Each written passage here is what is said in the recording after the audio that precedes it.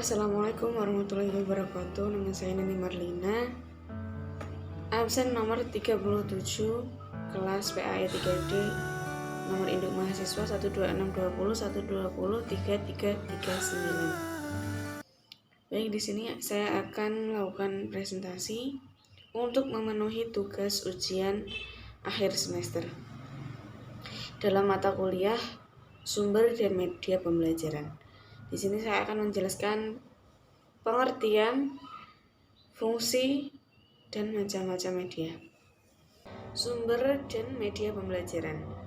Sumber belajar adalah sesuatu yang dapat mengandung pesan untuk disajikan melalui penggunaan alat ataupun oleh dirinya sendiri, dapat pula merupakan sesuatu yang digunakan untuk menyampaikan pesan yang tersimpan di dalam bahan pembelajaran yang akan diberikan.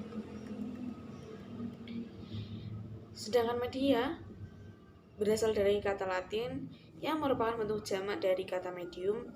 Secara harfiah, kata tersebut memiliki arti-arti perantara atau pengantar. Manfaat media dalam pembelajaran yaitu sebagai berikut. Yang pertama, memperjelas pesan agar tidak terlalu verbalitis. Kedua, mengatasi keterbatasan ruang, waktu, tenaga, dan daya indera. Yang ketiga, menimbulkan gairah belajar, interaksi lebih langsung antara murid dengan sumber belajar. Keempat, memungkinkan anak belajar mandiri sesuai dengan bakat dan kemampuan visual, auditori, dan kinestetiknya. Yang kelima, memberi rangsangan yang sama, mempersamakan pengalaman, dan menimbulkan persepsi yang sama.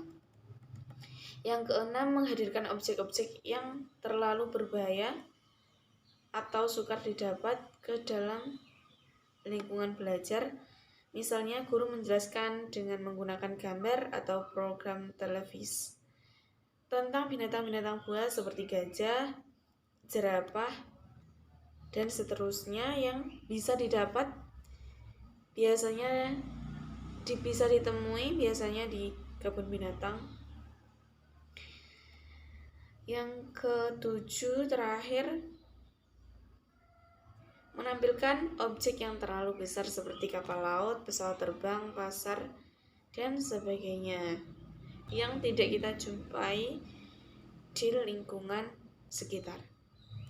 Media-media yang digunakan dalam pengajaran sastra meliputi media elektronik, yaitu berupa televisi, handphone, komputer, laptop, dan sebagainya. Selanjutnya, menggunakan media cetak yang berupa koran, buku, clipping, cerpen, dan sebagainya. Yang selanjutnya yaitu dengan menggunakan media gambar, menggunakan foto-foto. Yang keempat, media alamiah yang berupa daun-daun di alam, batu-batuan, hewan, dan alam terbuka. Baik, kesimpulan dari materi yang saya sampaikan di atas sebagai berikut. Sumber belajar adalah sesuatu yang dapat mengandung pesan untuk disajikan melalui penggunaan alat ataupun oleh dirinya sendiri, dapat pula merupakan sesuatu yang digunakan untuk menyampaikan pesan yang tersimpan di dalam bahan pembelajaran yang akan diberikan.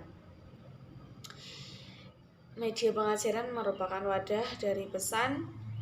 Materi yang ingin disampaikan adalah pesan pembelajaran dan tujuan yang ingin dicapai adalah proses dalam pembelajaran itu sendiri.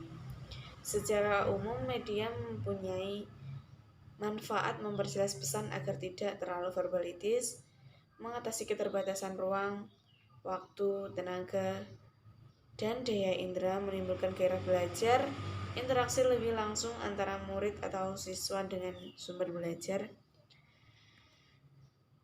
Kemudian media pengajaran sedikit banyak akan meningkatkan intensitas pengajaran sastra.